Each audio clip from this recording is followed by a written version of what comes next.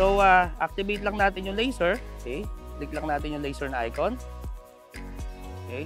So, may lalabas po diyan sa ating screen. Okay? Yung ating visual RTK. And then, try ko mag-measure ng sample point, no?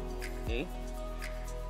So, makikita po natin, visible po yung ating laser doon. Okay? So, just in case po na in broad daylight, hindi mo makita yung laser, pwede po tayo ditong mag-refer sa ating controller.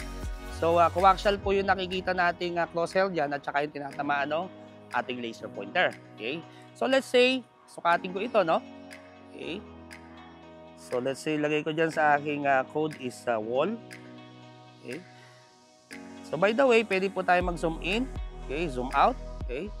Para mas malinaw yung object. Okay? For example, this one. So, click lang natin tong icon na to. Okay?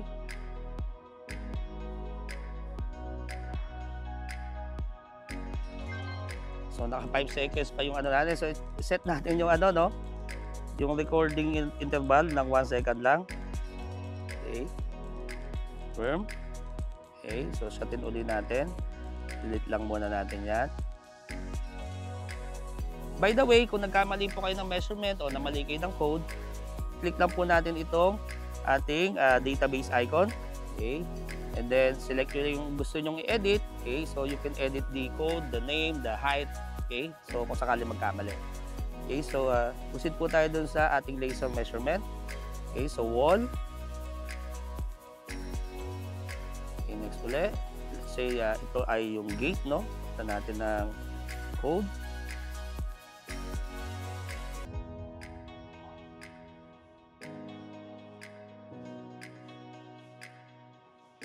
So, let's say, doon ako mag-set sa baba.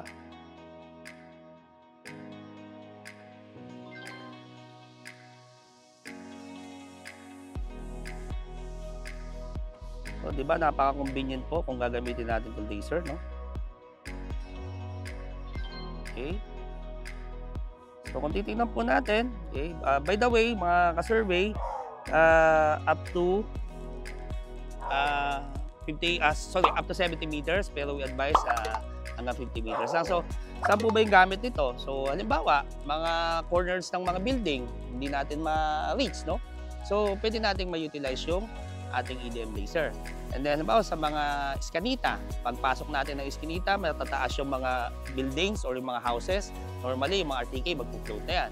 So, by using EDM, dito lang tayo dun sa entrada ng iskanita, pwede tayo makakuha pa rin ng measurement. As long as meron tayong direct line of sight. So, basically, para kang merong built-in na total station. Diba? Ganda yan. Okay? So, after that, okay, check natin yung ating mga na-measure. Tingnan natin kung naka-align. Okay, so makikita natin ay yung corner number 4, corner number 3. Nandiyan sa gitna yung wall, yung gate, di ba? Makita natin naka-align na siya. Okay, so di ba? Very good.